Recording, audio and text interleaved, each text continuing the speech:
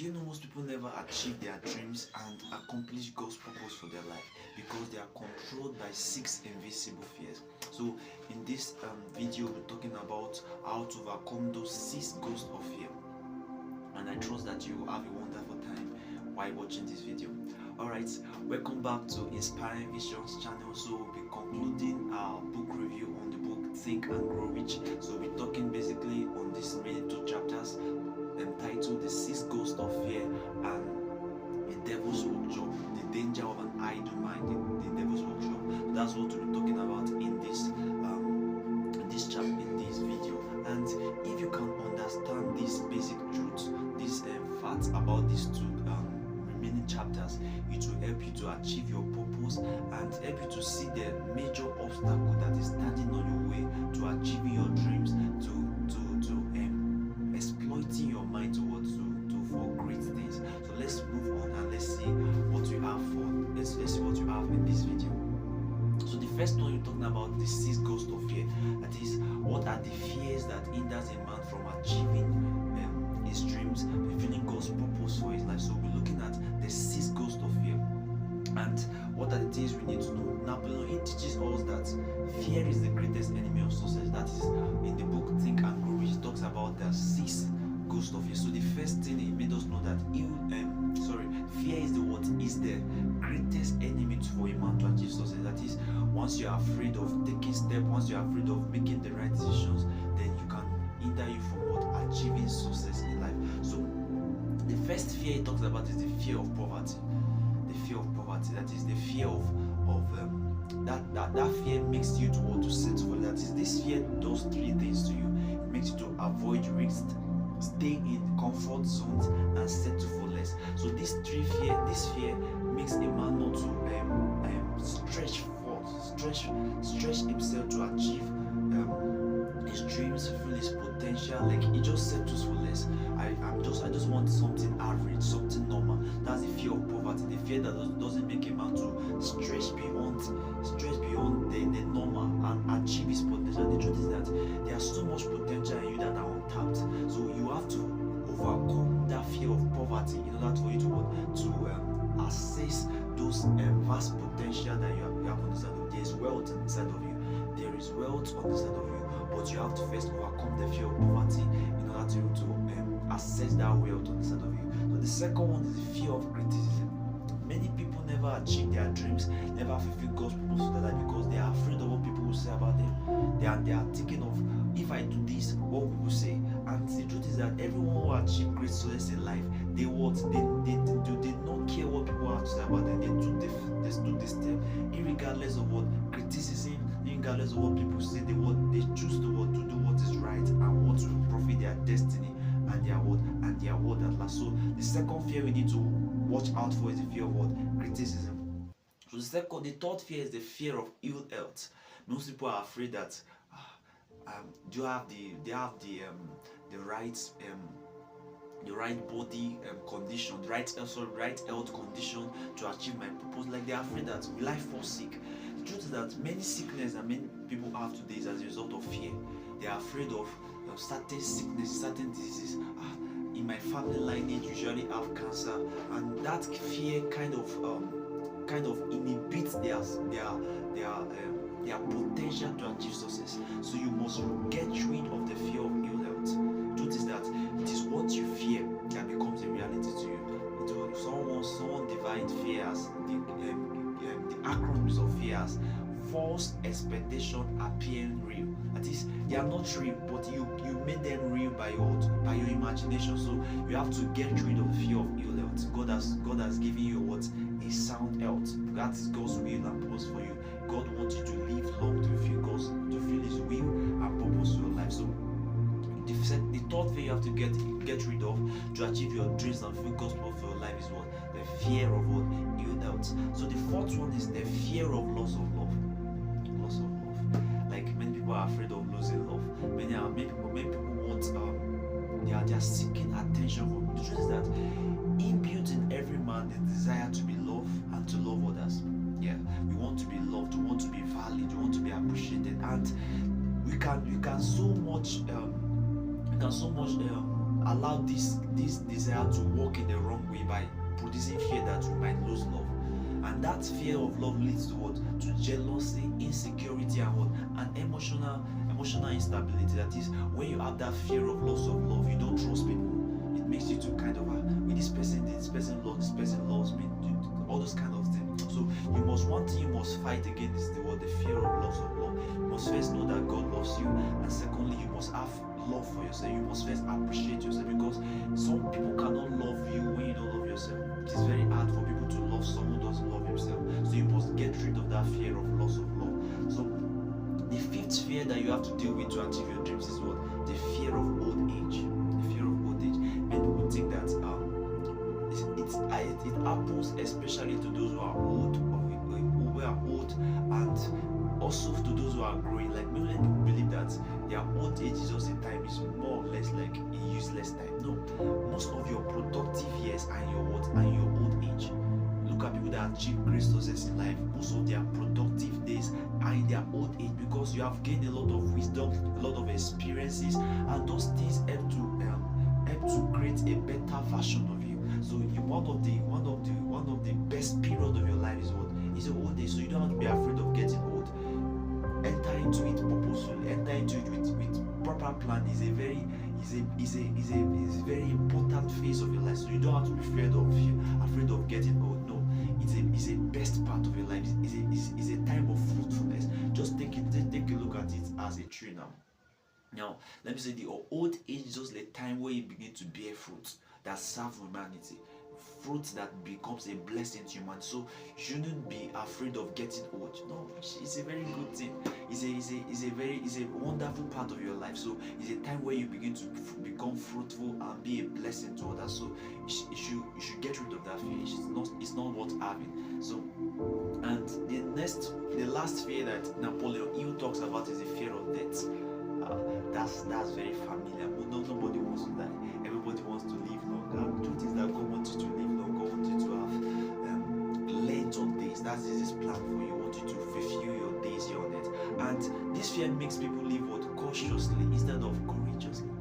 Like, if I die today, no, you should not be afraid of death. Death is not the end. Death is just a transition into another phase of life.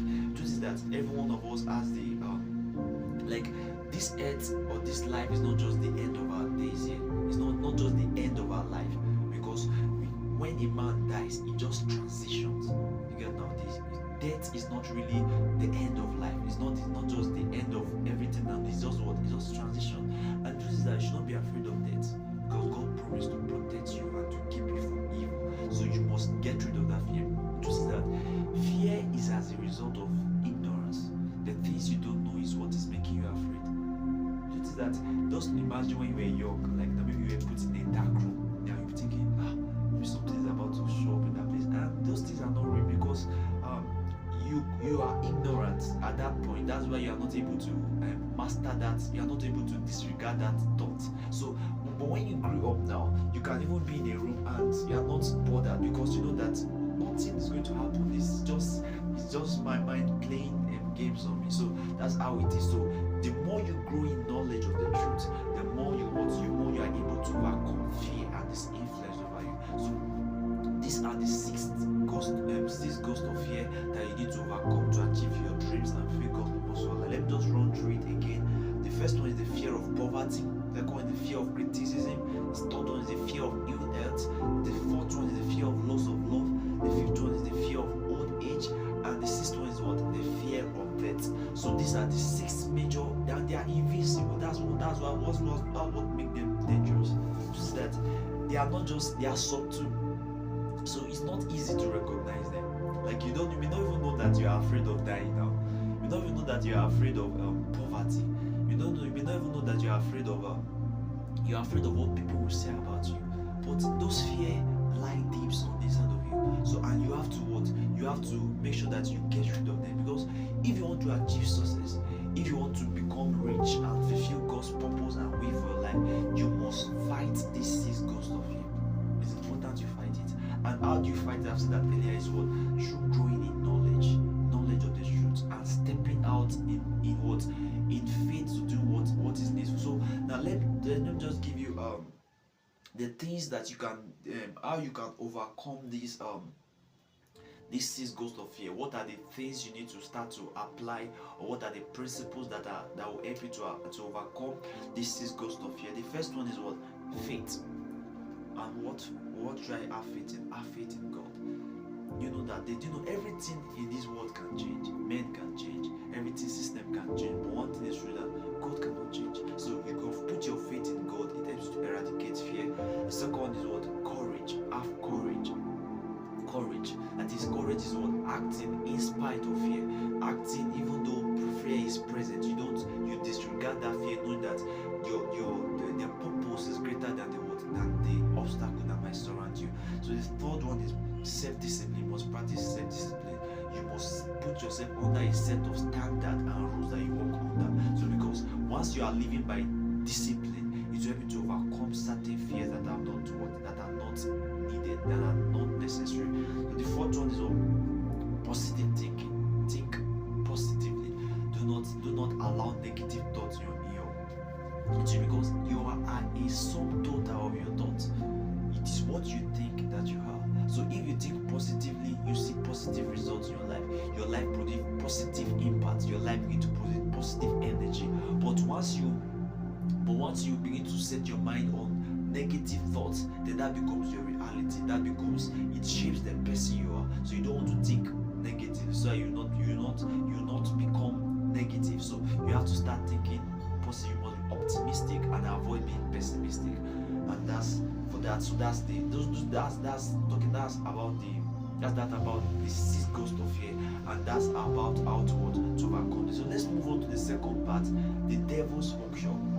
Now this is talking about the danger of idleness. That is, the devil's workshop is a mind that refuses to be productive. It's a mind that is idle. Once a man is idle, it becomes what? The devil's workshop. So what does Napoleon Hill have to say about this area now? Napoleon Hill described the mind as a workshop. If you don't control what enters your mind, something else will. That's as simple as that.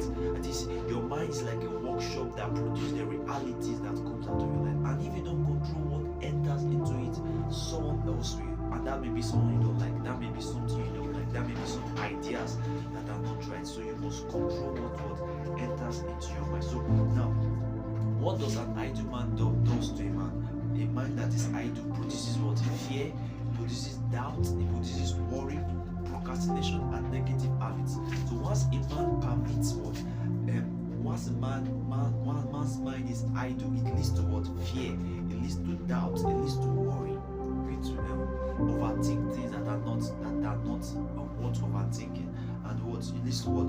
To procrastination and what? Negative habits. So those are the things an idle mind does to a man.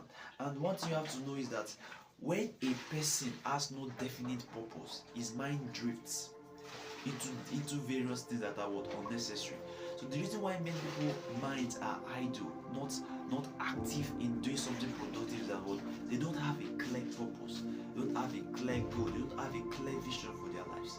So I'm even kind of giving us a secret into avoiding being idle. Your mind being idle is that you need to have a purpose, you need to have a vision, you need to have something that drives your life, you need to have something your mind is focused on. So that's one thing we need to understand that. So what are the key principles that this chapter portrays to us, or tends to reveal to us, that we need to understand, that we need to take note of in this last chapter now? Your mind must be actively directed toward the purpose. I said that earlier. Your mind is created to not just operate in vacuum. Your mind cannot just be in a vacuum state. Then permit me to use that word. It cannot just be in a vacuum state. It has to be engaged. So you have to decide what you engage your mind in, or engage your mind with, because your mind produces the realities in your life. What you do with your mind produces the realities in your life. So several people fill their minds with vision, goals, learning, and creative thinking. That is, those people who achieve success in life, they make their minds productive. Do you know something? You own your mind. You have to use it for what? Positive things. Your mind is the workshop that creates the realities in your life. So if you want to see positive things happen in your life, make sure that you fill your mind with things that are positive. So that is something we need to take note of. So as we round up this chapter, this series on Think and Grow Rich, what I teach you to take note of, I want to bring in a biblical lens to this so that you can this can help to shape your understanding more. What does the Bible have to say about this? What does God have to say about the 6 ghosts of fear and idleness? What does the Bible have to say, and how can it impart our understanding of these truths? So the first thing is the Bible talks about, giving us 2 scriptural passages. Proverbs chapter 4 verse 23 say, guard your heart with all diligence, for out of it flows the issues of life. That's talking about the devil's workshop, idleness. That is, you must not leave your mind in an idle state. You must engage it, you must guard it. I must be careful of what I hear. Like the 2 major channels through which things enter your mind is your ears and your eyes. So you must be careful of what you watch. You must be careful of what you hear. That is, you must make sure that the things you hear, the things you see are what are beneficial to your mind. You must guard it. You must take necessary. You must put things there. You must be active. You must not just be passive about what enters your mind. You must make sure that what enters your mind is something that will be productive and something that will impact you positively. That is something you have to take note of. So what is the second scripture that we need to take note of is 2 Timothy chapter 1 verse 7. This talks about the 6 ghosts of fear. It says, God has not given you a spirit of fear.